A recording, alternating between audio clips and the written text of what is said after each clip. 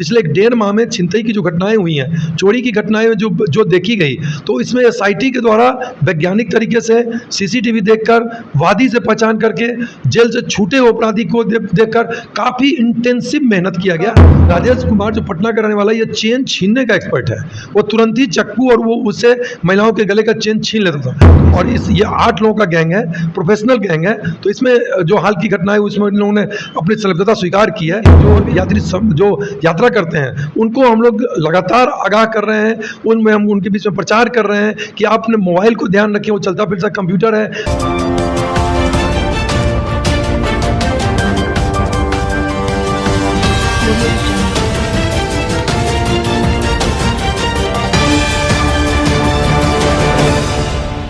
नमस्कार, आप देख रहे हैं BMW न्यूज़ बिहार, आपके साथ मैं हूं रिया सुमन। देखिए, बिहार में बताया जा रहा है कि अपराधी की कड़ी बढ़ती जा रही है और इसका जो लगाम है बिहार की प्रशासन करने में लगी हुई है।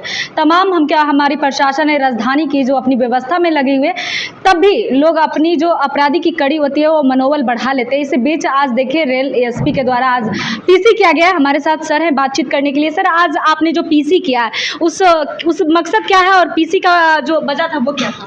अभी हाल में पटना जंक्शन से लेके फतुहा के बीच में रेलखंड पे हाल के दिनों में कुछ छिनतई की घटनाएं और चोरी की घटनाएं देखी गई। इस आलोक में डीएसपी मुख्यालय प्रभाकर तिवारी के नेतृत्व में एक टीम का गठन किया गया एसआईटी का। एसआईटी के द्वारा लगातार कार्य किया गया कि जो जेल से छूटे अपराधी हैं उनको खंगाला गया, वैज्ञानिक तरीके से अनुसंधान किया गया। तो 11 तारीख को रात्रि में 8-10 की संख्या में अपराधी जुटे हुए, उसकी सूचना मिली। इस आलोक में उनको पकड़ा गया। तो बहुत चौंकाने वाले तथ्य सामने आए कि कुछ जो अपराधी हैं, जैसे गट्टू और मनोज, वो गुलजारबाग से लेके गुलजारबाग से फतुहा के बीच में छिनतई करते थे। जो सोनू नेपाली और राजेश और विनोद, ये तीनों करते थे पटना जंक्शन से पटना सिटी के बीच में। और चंदन एवं विनोद, एक प्रोफेशनलिज्म इसमें देखा गया है। बहुत चौंकाने वाले तथ्य हैं कि ये टेम्पू चालक हैं और जिस तरह से प्रोफेशनल जो जगह होता है उसमें पिक एंड ड्रॉप करते हैं लोग अपने जो कर्मी हैं, उस तरह से चंदन एवं विनोद ये अपने जो अपराधी हैं उनको घर से उठाते थे रात में, उनको ड्रॉप कर देते थे अपराध करने के बाद। और इसमें सभी इसका सरगना शशिभूषण पांडे और बबलू है, जो कि आभूषण खरीदता था चोरी गए सामान को, और उसको तुरंत ही दीपक और दीपू के द्वारा वो उस आभूषण को गलाकर और उसको बेच दिया था आभूषण बनाकर। तो हम लोगों ने देखा कि इसमें 3 पार्ट हुआ। पहला पार्ट हुआ कि रेलखंड डिवीजन कर दिया गया, दूसरा पार्ट हुआ कि टेम्पो का से वो ले जाते थे, और तीसरा पार्ट हुआ कि जो ज्वेलर है, जो ज्वेलरी का जो एक्सपर्ट है, जो आपका दीपक और दीपू, वो तुरंत ही आभूषण को गलाकर नया आभूषण बना दो। तो ये चौंकाने वाले तथ्य आए हैं रेल पुलिस पटना के पास, और इसमें 8 लोगों को हम लोग को गिरफ्तार किया गया और उसको हम लोग जेल भेज रहे हैं। क्या लग रहा है सर, इसमें कोई बड़े गैंग की हाथ हो सकती है क्या? नहीं, ये खुद ही एक बड़ा गैंग का हम लोगों ने डिटेक्शन किया है, और ये 8 लोगों का गैंग है, प्रोफेशनल गैंग है। तो इसमें जो हाल की घटना है उसमें इन लोगों ने अपनी संलिप्तता स्वीकार की है, और भी हम लोग कार्रवाई कर रहे हैं, और भी कुछ इस प्रकार के तथ्य आते हैं तो उस पर कार्रवाई की जाएगी। जानकारी कैसे मिली सर आपको?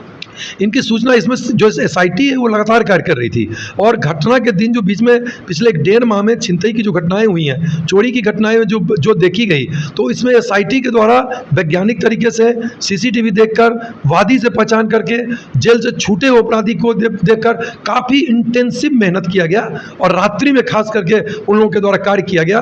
तो इसमें सूचना मिली कि 8-10 की संख्या में अपराधी पटना सिटी में जुटे हुए हैं और उनके द्वारा कोई घटना बड़ी की जा सकती है।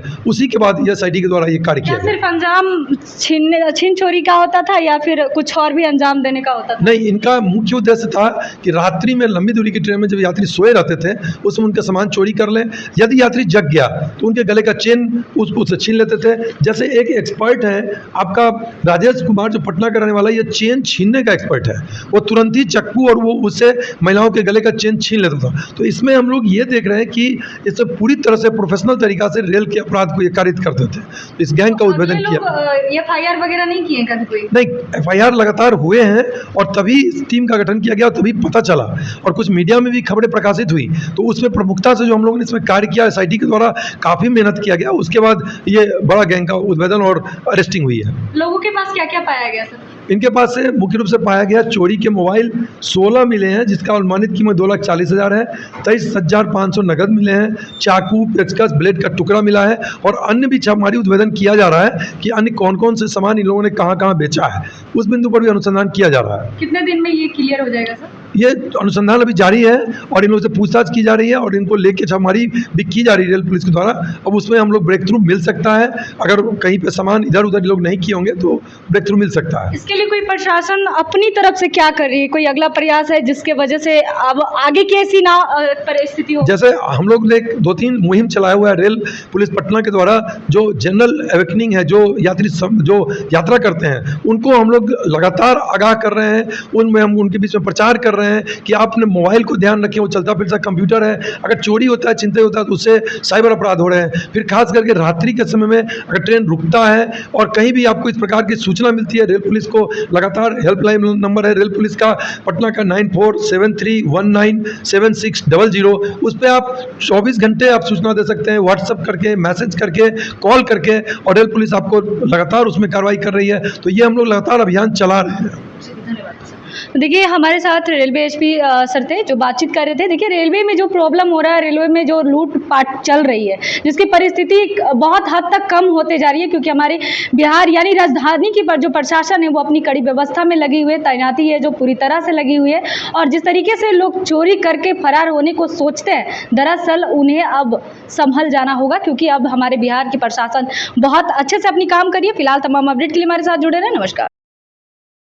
तमसो ज्योतिर्गमय गुरुकुल शिक्षा मंदिर संस्थान के साथ बनाए अपना भविष्य। रेगुलर और प्रोफेशनल कोर्सेज, सेकेंडरी और senior secondary courses, law, teachers training courses, pharmacy and nursing के साथ पैरामेडिकल में डायरेक्ट एडमिशन पाए। वेबसाइट विजिट करें या दिए गए नंबर पर कॉल करें। हमारा पता है गुरुकुल शिक्षा मंदिर संस्थान, कल्याण चौक, DS कॉलेज रोड, कटिहार।